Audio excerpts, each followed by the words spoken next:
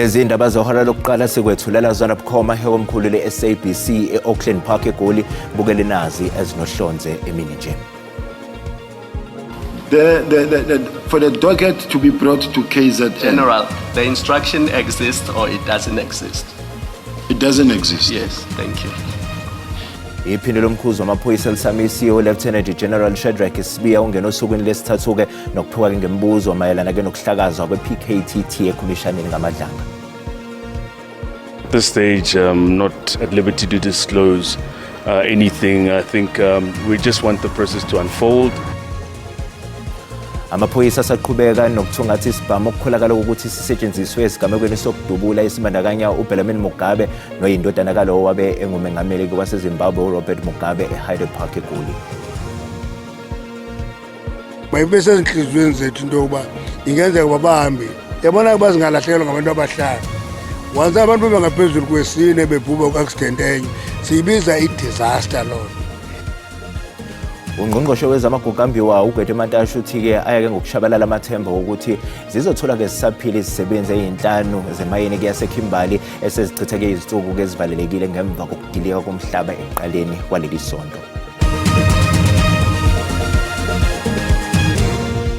Ukuthola kube kwembukeli ngiyakwamukela ezindabeni izehora lokuqala ezingunqa phambili kanti futhi-ke ezihamba phambili la kwe-SABC 1 eMzansi for sure kanjalo-ke nakwe-SABC Lehigh. Igama lami nginguDawud Phungula. Mbukeli ake sibheke ezihamba phambili emini nje.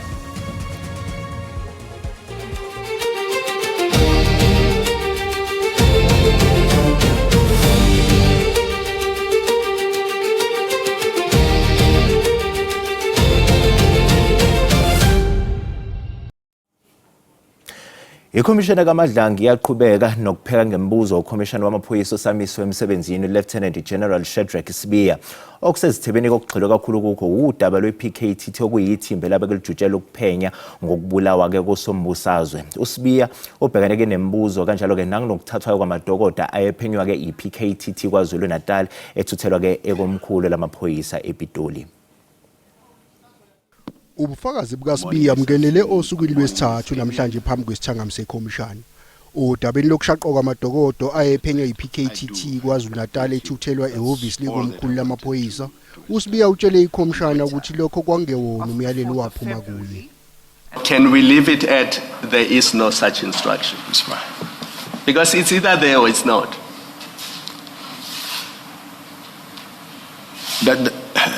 General, either the instruction exists or it doesn't exist.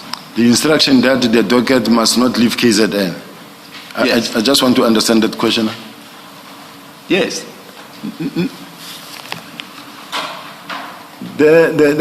For the docket to be brought to KZN. General, the instruction exists or it doesn't exist? It doesn't exist. Yes, thank you. uSibiya ukhale nangemibuzo yekhomishana ayichaza ngokuthi izama ukumbeka kabi njengomuntu okungiyena ngubhongozo odabeni lokuthathwa kwamadokodo.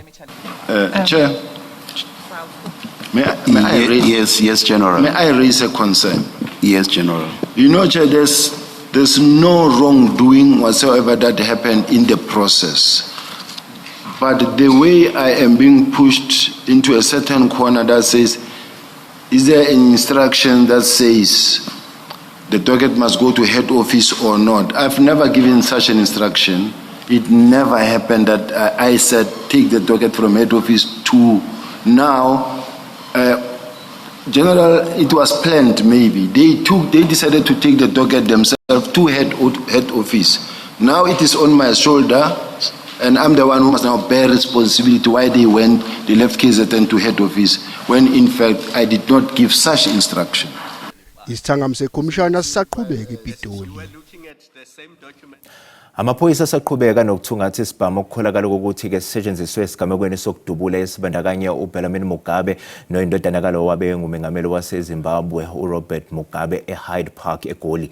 Ukuzwa kabanzi ake sixhumana-ke nentatheli yeziko lezindaba ze-SABC uCalvin Dludla nonkaniso-ke lo muzi. Ecebisa sikubingelele sikwamukela ezindabeni zasemini. Sibonile-ke ukuthi uke wakhuluma-ke nommeli kaMugabe. Ingabe uhamba kanjani komsebenzi wokuthungatha lesi sibhamu? Asibingelele Dawudi, sibingelele nombukelo wendaba ze-SABC. Uyihlaba esikhonkosini sila ngaphandle komuzi wakhe uBellarmine Mugabe. Kanti ke usokhumbula ukuthi ke izolo ugcine ekhalelwa ngamasongo kayigonyela njengoba ngikhuluma nawe useyiphaqeni kanti ke ubhekene necala lokuzama ukubulala. uBellarmine Mugabe ke kuthiwa ke izolo kukoba nesigameke ekseni ngokugamanxa kwehora le-10 ekseni kuke kwatholakala ukuthi ke kuba khona ukuqhuma kwesibhamu kanti ke omakhelwane emabesho bayizwile ukuduma kwalizulu lezandla kanti ke bathi ke mangabe bephumela ngaphandle babona ke owesilisa ophuma ehlaba ngejubane la ngaphandle kuwona lo muzi engime kuwo kanti ke ubelandelwa yiwe ke uBellarmine Mugabe ngokusho kwabo umdubuleke amahlandla amabili wawa kanti ke ube sekubizwa ke imoto lethwala igulu ebizwa ngeambulance yamthatha yamhambisa esibhedlela. Siqale sezwe imbiko Dawudi ethi lo odujuliwe bekunogada kodwa ekuhambeni kwesikhathi lembiko ibiyaguqula kwathiwa cha akuyena unogada kodwa bekuwumuntu nje osebenza la engadini. Akaziwa namanje ukuthi kube yini esusa sothuthuva noma ke okuqubule uDungunyane kanti ke usesibhedlela sigcine izolo ebusuku kuthiwa ke isimo sibi kwembula kwembeso. Amaphoyisa asazosichazela ukuthi ke kwenzeke kodwa engakutshela kona ke manje Dawudi nomukelo esekhaya ukuthi ke sekufike labo ke abezimo eziphuthumayo ababizwa ke emergency services nalezi imoto ke ezicisha ke umlilo sebesikhiphile ke istatement ke abezimo eziphuthumayo eGoli bachaza ukuthi cha laba bazokwelekelela amaphoyisa abafunanga ke nabo ukuphumela obala ukuthi ke amaphoyisa bazowalekelela ngani njengoba usho sikhulumile nosinenhlanhla mbuno okuyena mmeli oqashelwe ukuthi ke amele uBellarmine Mugabe kuleli cala akafunanga ukwanda ngamaningi Dawudi ngoba ushilo ukuthi ke into ayiqashelwe ukuthi ke amele uBellarmine Mugabe benomuntu abelokho ekhuluma naye ocingweni noma ubengafuni ke ukumemeza ehleba ngoba intatheli bese icijise indlebe ifuna ukuza ukuthi uthini kodwa ubesho welokho ekhuluma bekhuluma isingisi esho ukuthi ke ngiyezwa thank you very much I'm fine thank you very much esho nokusho ukuthi ke your former first lady I'm here your former first lady I'm here. Umuntu uzokhumbula ukuthi ke former first lady ilo waye unkosikazi kalo wayengumongameli wezwe laseZimbabwe uGrace Mugabe. Asinaso isiqiniseko sokuthi ubekhuluma naye kodwa insolo ikhomba lokho ngoba uthuthunywe abasemzini kaMugabe ukuthi azokwazi ke ukuthi ke amele lo mfana. Amaphoyisa ke asasithungatha isibhamu asitholakala kodwa masikhuluma namaphoyisa angamasosizi ethu ayasho ukuthi cha kuzoba lula kakhulu emaphoyiseni ukuthi akwazi ukuthola ukuthi ihloboloni lesibhamu belisetshenziswa Dawudi ngoba amagobolondo lawa acoshwa amaphoyisa izolo azokwazi ukwanika ke umkhondo ukuthi ngabe hloboloni lesibhamu kodwa uphendula umbuzo wakho isibhamu leso esisetshenziswa izolo kudutshulwa umuntu osebenza la kule ngadi besingakatholakala. Okay, sibonga kakhulu ucebisa mbukeli yona ke intatheli yeze kwalezi ndaba ze-SABC uCalvin Dludla esibikela bukhoma ese-Hyde Park. Ungqongqoshe wezamagugambiwayo uGwede Mantashe uthi ke ayake ngokushabalala kamathemba ukuthi ke zizothola ke saphila izisebenzi ezinhlanu zemayini ke yaseKimberley esezichitheke izinsuku zivalelekile ngemva kokudilika komhlaba ekuqaleni kwaleli sonto. But what is important is that the mining company is more focused now on rescuing those people. To us, that is a takeaway. Ukuvaleleka kwabantu abahlanu emayini eKapa eKimberley esifundazweni Northern Cape yona into eholele ekutheni ungqongqoshe wezamagugambiwayo uGwede Mantashe avakashele kuyo le mayini. Mantashe uthi kungenzeka ukuthi abasekho emhlabeni laba abavaleleke emayini. Ihope esinakuba bayaphila. Mna ndithi ngoku kwithemba loba bayaphila aba bantu. Kodwa mayibe sezinhlizweni zethu into yokuba ingenzeka ukuba bahambile. Yabona ke bazingalahlekelwa ngabantu abahlanu. Once abantu bengaphezulu kwesine bebhubha ku-accident enye siyibiza i-disaster lonto inhlekele ngesixhosa. So inhlekele sidila ngayo ngokwahlukileyo engozini. So ayongozi lesidila ngayo inhlekele. uMantashe uqhube wadalula isibalo sabashonile emayini inyaka enye wabesethi lezi kungaba yimpawu zokuqala kabi nawo lonyaka usanda kuqala. We've just announced a record of 41 deaths in the industry for the year 2025. And we are starting this new year with a disaster, which is a bad sign for the industry. But we're here, we're hoping that those people will be rescued. We have gone underground. I can tell you that it's going to take longer than we expected. Usuku lwesine namhlanje kwenziwa imizamo yokutakula labantu abavaleleke emayini. Iphini likaMengameli uPaul Mashatile ohambele isikhungo esiphehla amanzi seJohannesburg Water eMidrand kuyohlela ke isimo njengoba izakhamuzi zaseGoli zibhekene nesimo ke esinzima sokuhlala ke izinsuku zingenamanzi. uMashatile ke ungusihlalo kwethimba elijutshwe uMengameli uCyril Ramaphosa ukubhekana ke nenkinga yamanzi eGoli. uMashatile ehambisana noNdunankulu waseGauteng uPanyaza Lesufi neMeya seGoli uDada Morero ubeyohlola umsebenzi wokwakhiwa kwesikhungo esisha esiphakela amanzi seJohannesburg Water eMidrand. Umsebenzi wokwakhiwa kwalesikhungo esisha kulindeleke uphothulo emva kwezinyanga ezingama-16. Uthi kuba khona kwaso kuzolekelela ukwehlisa umthamo kulezi ziphehlimanzi ezikhona njengoba abantu bebhekene nenkinga yokungawatholi amanzi ngokwanele. We are out of trouble not because this one here must pump tomorrow. There are others that are working as we speak. This one will come on stream next year to complement what is already working. Enkulumeni yakhe beyibhekise esizweni uMengameli uCyril Ramaphosa umemezele ukusungulwa kwekomiti likazwelonke elizobhekela inkinga yamanzi. uMashatile njengosihlalo waleli thimba elijutshiwe uthi inkinga yokuhlinzeka kwamanzi akusiyo inkinga yomasipala noNdunankulu kodwa zonke izinhlaka zikahulumeni zizobambisana ukubhekana nalengqinamba ekhungethe zonke izakhamuzi zakulelini. This is a whole of government approach. We don't want a situation where we say, no, this is a problem of the executive mayor or it's a problem of the premier. It's a whole of government. We work together, we combine resources and make sure that we address the challenges that our citizens are facing. uMashatile uthi izindawo ezisathintekile ziyaqhubeka ngokuhlinzekwa ngezimoto ezihambisa amanzi emphakathini. Ungqongqoshe wezamanzi nenhlanzeko uPhema Majwedina ohambele ke endwedwe esifundazweni KwaZulu-Natal eyohlola ke uhlelo lokuphakela ke ngamanzi iBulk Water Supply Scheme. Intatheli ke SABC noNhlakanipho Magwaza usihlanganisele nankumbiko.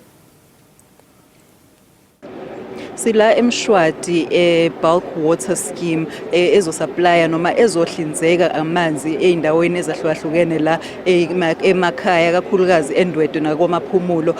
Kade kufike ungqongqoshe wezamanzi uMamphemi Majwedina ezobheka ukuthi sekuhambe kangakanani ukwakhiwa kwale ndawo ezohlinzeka imndeni noma izindlo amakhaya angaphezulu kwa-20,000 kulezi indawo lezi zombili. Kuthiwa ke njengoba ubona nje kusaqhutshekwa nokwakhiwa kuthiwa lo msebenzi ubize amabhiliyoni alinganiselwa ku-1.6 billion kodwa ke ungqongqoshe uzomcorrecta noma uzomlungisa uma ngenze iphutha ngenani lakhona. Ngqongqoshe siyazwa ukuthi uyaqhubeka umsebenzi uzohlinzeka imndeni noma amakhaya ngaphezulu kwa-20,000 endaweni lezi kade sengiyibalile. Ukubaluleka kokwenza umsebenzi okanje njengoba sazi ukuthi la KwaZulu-Natal yebo akhona amanzi kodwa indawo eziningi zisantuleka ekutholeni amanzi.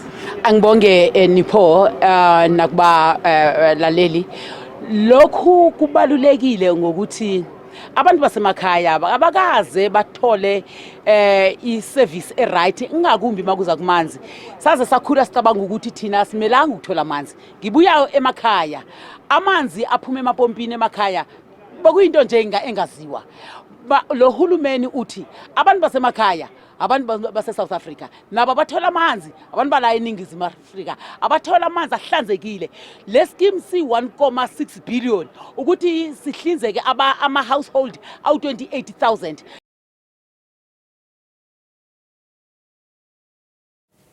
Mbukele sathiqo eyitolo kade uMasibuya sizokuphathela udaba oluthini.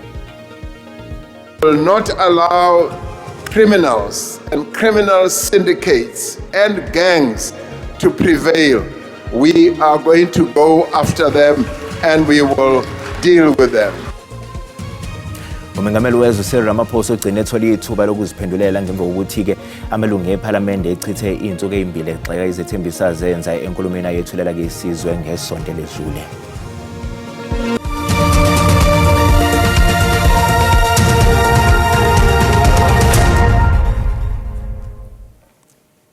Bukela sikubingelele sikwamukela uma ngabe usanda ngena asikukhumbuza ukuthi lezi indaba ziyatholakala ku YouTube na ku SABC Plus ngena kuzo uzicinge ngamagama athi SABC izindaba na kanjalo uzosithola ngomjalo bazo. Umengameli wezwe Cyril Ramaphosa ugcine kethola ithuba lokuziphendulela ngemva kokuthi amalungu ePhalamende echitheke izinsuku ezimbili exaka izethembiso azenze enkulumeni kayethulela ke isizwe ngesonto ledlule. Umongameli uthathe ithuba lakhe lokuphendula eParlamente waze wahlaba ikhwelo kumaqela opolitiko ukuba amanyane kwiinzame zokuphucula eli. Uthi kubonakala ingathi urhulumente sele elungiselela ixesha lokuvuna iziqhamo zembewu yemisebenzi yangaphambili, kodwa wakhabile amakhwelo okuphelisa inkqubo yokuphuhlisa abantu abantsundu.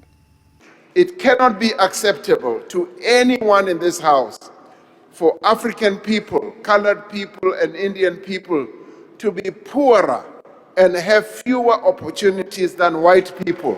It cannot be acceptable. Uphinde wavelela nengxaki yolwaphulo mthetho. We will not allow criminals and criminal syndicates and gangs to prevail. We are going to go after them and we will deal with them. NgoLwesithathu umongameli uye wagxijwa ngengxaki yentswela-ngqesho yolutsha, kodwa uthi kukho iqonga lokufaka i-CV likarhulumente.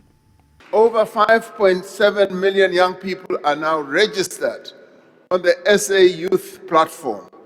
To date, over 2 million earning opportunities have been secured by the young people who participate on this platform. Kusenjalo umongameli uhlaba ikhwelo kubemi beli kuba bathathe inxaxheba kwi-National Dialogue. Kwiindaba ze-SABC, Dingubulelani Philip eParlamente.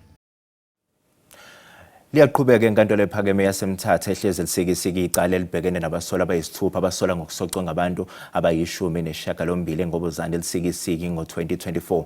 Ukuzwa kabanzi ngalolu daba sixhumana ke nentatheli yeziko lezindaba ze-SABC uFundiswa Mhlekude onkanise khona lapha ke elisikisiki. Fundiswa, asikubingelele sikwamukela ezindabeni ke zasemini. Sicela nje usibeke esithombeni ngokuqhubeka enkantolo usukela namhlanje.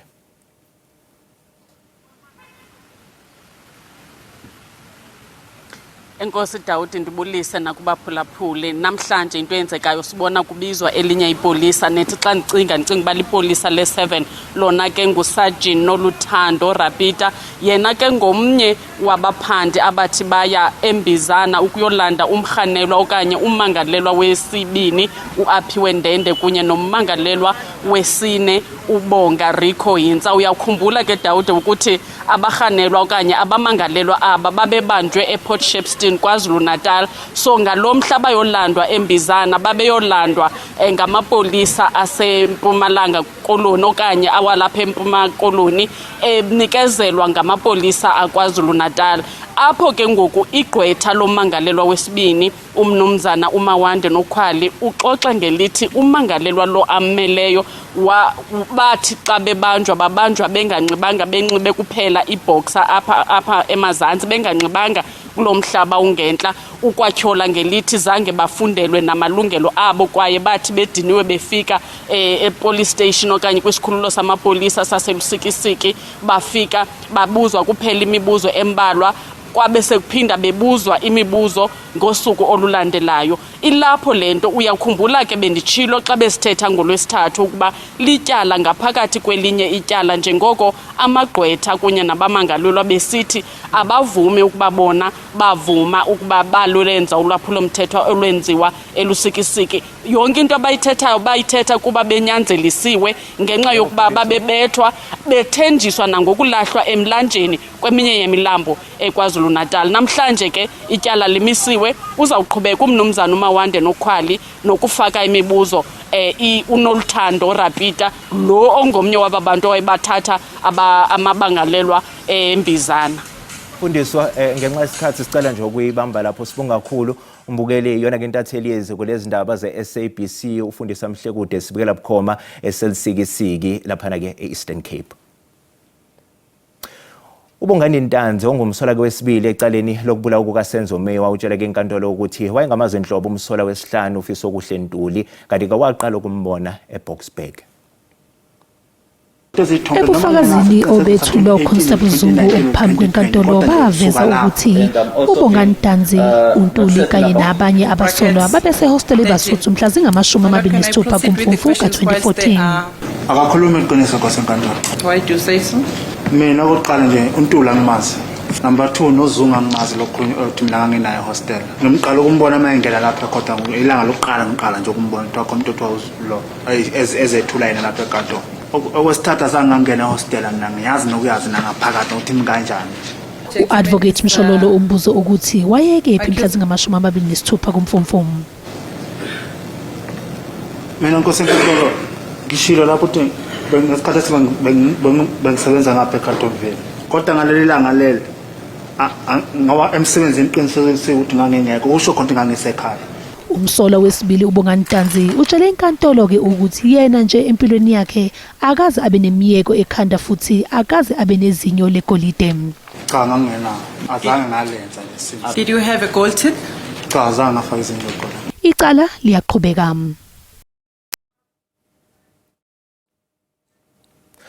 Siyaqhubeka isigcawu sejaji eselithathe komhlala phansi uBessie Nkabinde esiphenya ngobuqotho bomqondisi we-NPA eSouth Gauteng ngo-Advocate Andrew Chauke.